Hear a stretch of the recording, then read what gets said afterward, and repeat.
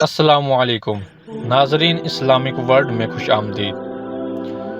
ناظرین، میں آپ سے حضرت سفیان ثوری رحمۃ اللہ علیہ کا واقعہ بیان کروں گا، جو تابعی ہیں جنہوں نے صحابہ اکرام رضی اللہ تعالیٰ عنہ کو دیکھا۔ سمجھ لیجیے کہ کتنے بڑے درجہ کے لوگ ہوں گے۔ ان سے ایک شخص نے مختصر نصیحت کی، درخواست کی کہ اگر آج آپ یہ مختصر نصیحت یاد رکھ لیں تو ہماری آپ کی ہدایت کے لیے کافی ہے۔ حضرت سفیان ثوری رحمۃ اللہ علیہ نے مختصر وقت میں مختصر نصیحت فرمائی۔ صرف 2 جملے ہیں۔ نمبر 1، دنیا کے لیے اتنی محنت کرو جتنا تمہیں دنیا میں رہنا ہے، اور نمبر 2، آخرت کے لیے اتنی محنت کرو جتنا وہاں رہنا ہے۔ اب دونوں زندگیوں کا بیلنس اور توازن نکالو۔ کیوں بھائی، وہاں کتنا رہنا ہے اور یہاں سے جا کر واپس بھی آنا ہے۔ کیا وہاں سے کوئی واپس آیا ہے؟ یاد رکھو، یہ معاملہ ہمیشہ ہمیشہ کے لیے ہے۔ وہاں جا کر پھر کوئی واپس نہیں آئے گا۔ پتہ چلا قبرستانوں سے چلے آ رہے ہیں کہ چلو اپنا گھر بار بھی دیکھ لیں۔ اپنا گھر دیکھنے پھر کوئی نہیں آئے گا، ہمیشہ کے لیے یہاں سے جائے گا، کبھی بھی واپس نہیں آئے گا۔ اس لیے جہاں ہمیشہ رہنا ہے وہاں کی زندگی کے لیے اتنی محنت کرو، نماز روزہ میں اتنا دل لگاؤ جتنا وہاں رہنا ہے، اور دنیا کے لیے اتنی محنت کرو جتنا یہاں رہنا ہے۔ یہ 2 جملے اگر سونے کے پانی سے لکھ جائیں تو بھی ان کا حق ادا نہیں ہو سکتا۔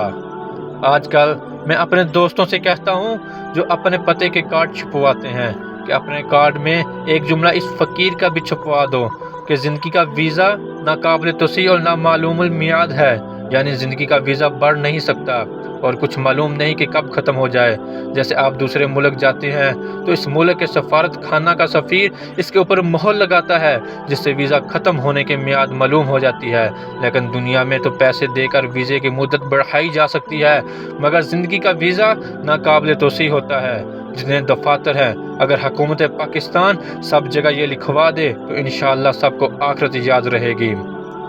حضرت عمر رضی اللہ تعالیٰ نے اپنے لیے ایک انگوٹھی بنوائی تھی جس سے فرمان میں ملکیت جاری کرنے کے بعد اس پر مہر لگاتے تھے، اور اس پر لکھا تھا، یعنی واعظ کے لیے موت کی یاد ہی کافی ہے۔ اللہ اللہ، امیر المؤمنین حضرت عمر رضی اللہ تعالیٰ عنہ کتنے بڑے خلیفہ، کتنے بڑے صحابی تھے کہ جس وقت یہ اسلام لائے تو حضرت جبرائیل علیہ السلام آسمان سے آئے اور عرض کیا، اے اللہ کے رسول صلی اللہ علیہ وآلہ وسلم، عمر کے اسلام لانے کی وجہ سے آسمان پر خوشیاں منائی جا رہی ہیں، فرشتے خوشیاں منا رہے ہیں۔ شیخ ولی الدین مصنف مشکات کی کتاب اسماء الرجال نے یہ واقعہ لکھا ہے۔ میں آپ کو عربی کتابوں کے حوالے پیش کر رہا ہوں۔ ہماری فقیری 2 آنے والی فقیری نہیں ہے کہ 2 آنے کا گروہ اور 2 آنے کا رنگ لیا اور فقیر ہو گئے، شاہ صاحب ہو گئے۔ یہ شاہ صاحب نہیں ہے، یہ سیاہ صاحب ہیں۔ انہیں تو حضور صلی اللہ علیہ وآلہ وسلم کی سنتوں کا بھی علم نہیں، وضو کی سنت تک نہیں معلوم، نماز کی سنتیں تک نہیں معلوم۔ 2 آنے میں جب ان کی فقیری تیار ہوگی تو تم سمجھ لو ان کی فقیری کتنی قیمتی ہے۔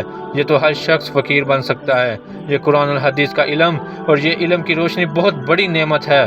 تم دوستو، حضرت عمر رضی اللہ تعالیٰ نے اپنی انگوٹھی پر لکھوا رکھا تھا، کفا بالموت واعظا، واعظ کے لیے موت کی یاد کافی ہے۔ اگر کسی کو کوئی واعظ نہ ملتا ہو تو کوئی مولانا نہ ملتا ہو تو بس اکیلے میں سوچ لے کہ ایک دن ہمارا جنازہ قبر میں اترے گا اور کچھ پتہ نہیں کہ موت کس وقت آ جائے گی، آنے والی کس سے ٹالی جائے گی، روح رگ رگ سے نکالی جائے گی، قبر میں میت اتاری جائے گی، تجھ پہ ایک دن خاک ڈالی جائے گی۔ کیا موت میں کسی کو شبہ ہے؟ یہ ایک اللہ والے بہت بڑے ولی اللہ شاعر گزرے ہیں جن کا یہ شعر پیش کر رہا ہوں۔